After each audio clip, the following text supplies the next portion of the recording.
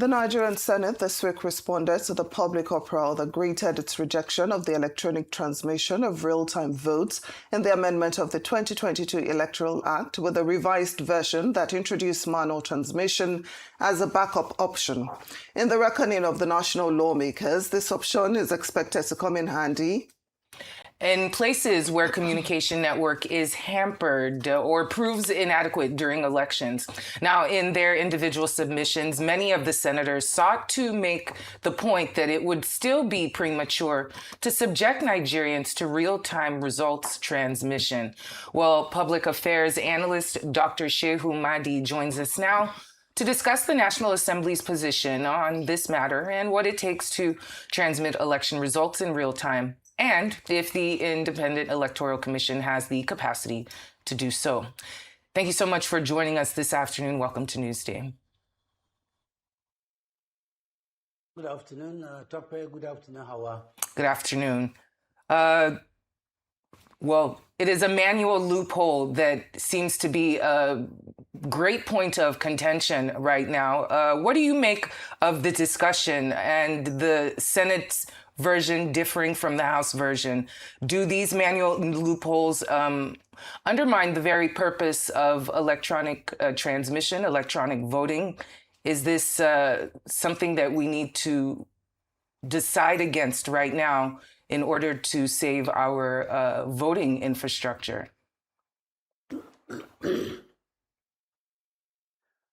Now, let me at the onset put it on record that the leg dragging and the knee jerking by the Senate in respect of live transmission of election results is an injury to the nation, an injury to democracy, an injury to the image, local, global, and regional image of Nigeria for the following reasons.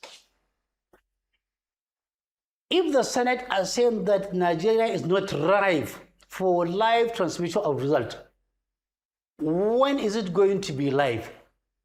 It is more than ripe considering the fact that the Federal Executive Council, the National Assembly, have been conducting their meetings and their sessions via Zoom.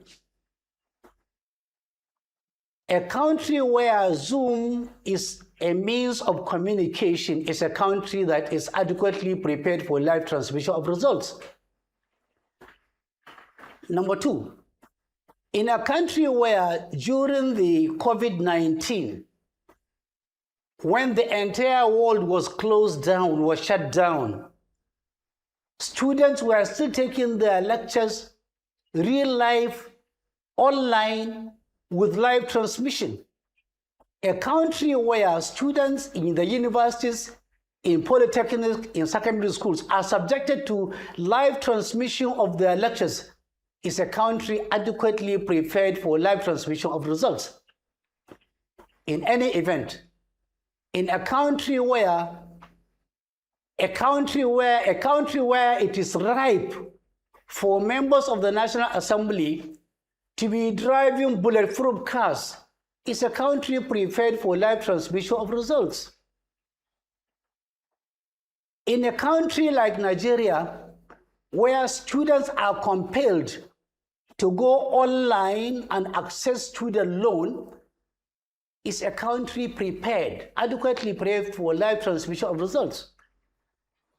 Indeed, in a country where students are compelled to take their examinations, like the JAM, like the INEC, like INEC, like other employment examinations, live, is a country that is prepared to transmit results live.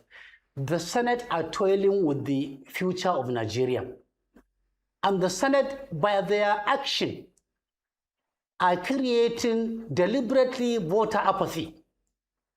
They are also creating fools, because in a society where law is not favorable to the majority citizens, in a society where legislators frustrate the public, they are invariably telling people to hell with you, and they are pushing back people. Instead of becoming citizens, they become fools. And a fool will only think for himself, act for himself, protect himself and feel entitled to being against the law by choice. You are pushing people, the Senate are pushing people to a wall they cannot climb. There is nothing special. We have the resources, we have the manpower, we have the financial capacity, we have the infrastructure to do this. Therefore, enough of the pretense and enough of the breach of the law. I have a bad news for them. If they insist on this, they will end up being victims of the same law.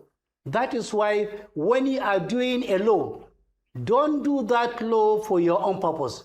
Do it to avoid being a victim in future. There are people who have become victims of the same laws they enacted in past. Now they are regretting at a point when it is too little too late. There is no going back on it. No, but Dr. Shehu Mahdi, considering that electronic accreditation was successfully deployed in recent elections, why is there still resistance to full real-time transmission of results? How does this benefit, or how will it not benefit the lawmakers if we do not have real-time transmission? That is, again, a $1 million question. I think some of them are being hysterical, and they are pretending, and they are living in denial, and they are deliberately cherry-picking what to pass and what not to pass. Like, for example, if senators are not careful, those who are pushing this narrative of not ripe enough will end up losing their own seats, because if they are not in good terms with a sitting governor, or if for any other reason it's going to be a manual transmission, there is no guarantee about what is going to be the outcome. Let me put it for the records and on the record, and for the avoidance of doubt, that even smaller countries, very smaller countries, are transmitting their results, election results, live. In Africa, in Asia, in Latin America, that are much poorer than Nigeria. They are less uninformed politically than Nigeria, but they have already reached that level. They are transmitting their results live. I think that of Nigeria is a special case where they think they can take Nigerians for granted, take Nigerians for a ride, shortchange Nigerians, because they have pauperized Nigerians to a level that most of Nigerians are just after what they are going to eat, where they are going to sleep, what drugs they are going to take. Therefore, they want to push Nigerians to the level of below poverty line. And even if INEC has the capacity for real-time transmission, Nigerians remain skeptical. Every election cycle holds something surprising in the back end. So how can they regain trust? I will be honest with you. If you are going to do an opinion poll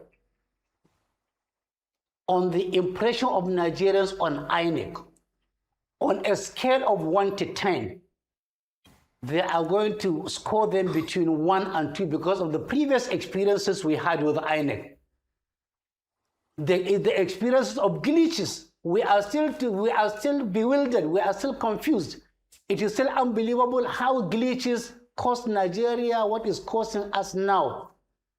Number 2, the ability of INEC to convince people has been lost completely because of their double standard.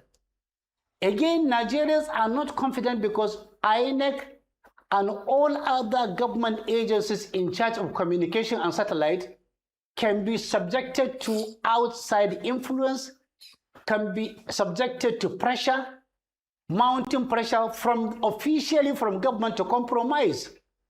That is why in the past people are saying INEC chairman and INEC commissioners must not be appointed by the president.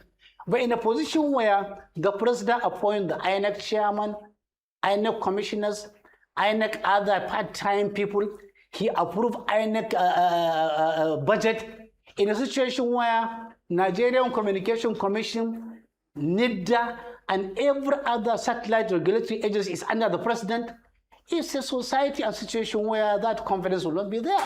If you ask me personally, do you have confidence that INEC will deliver? I will tell you no. Do you have confidence that government regulatory agencies that are regulating satellite will be firm, I will tell you they cannot be firm because they are appointees of the federal government. Therefore, we are in between the devil and the deep blue sea. We need elections. We love democracy. We like democracy, but on the way of democracy, there are so many obstacles and thorny issues on the way. There are so many traps on the way. There are so many calculations and miscalculations on the way, such that many people have lost confidence in the electoral process. Now, INEC deployed beavers and the IREF portal in previous elections. What worked, what failed, and what improvements would you say are required moving forward? It's not a question of deployment. See, if you read the Supreme Court judgment after the 2023 elections that brought Tinubu into power, read the whole of the judgment.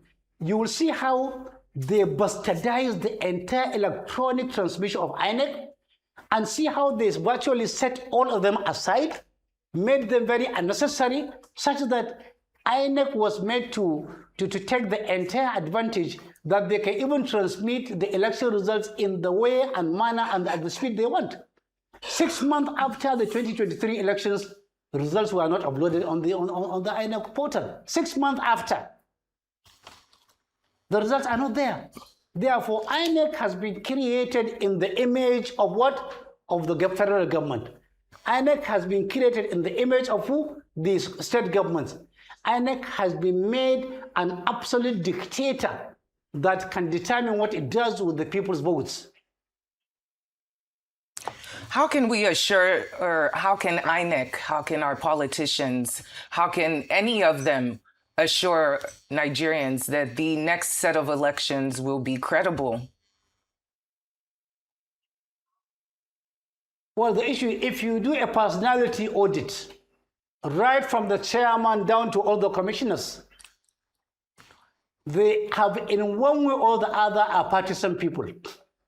Where you are a partisan person, where you are either sympathetic to a party or a party member, and you are there to regulate election, how are you going to convince me or you or them or most Nigerians that you are going to be balanced? You cannot be fair and just. You are sympathetic already. You are partisan already. And even looking at your background as a member of the INEC team, you find that at one time or the other you were found wanting. Yet the government looked away from all your records and appointed you as a member. They are doing a great favor. Anybody on INEC list now as a commissioner is there mostly not of merit, but on the personal favor and convenience of Mr. President. Well, Dr. Mahdi, very briefly, as we wrap up this interview, what measures can be put in place to ensure that manual collation of results, of election results, does not compromise accuracy and transparency? Very briefly. It must not be part of the legal provision. That's the only way you can. That's the only way you can save Nigeria from manual. We are ripe for live transmission of results. They should expunge any provision, anything that has to do with manual transmission. As long as it remains there, INEC are going to fall back on manual transmission to serve the purposes of those that need to be served. That is just the truth. Yeah. Well, Dr. Shehu Mahdi, thank you so much for joining us this afternoon. It was great to hear your submissions.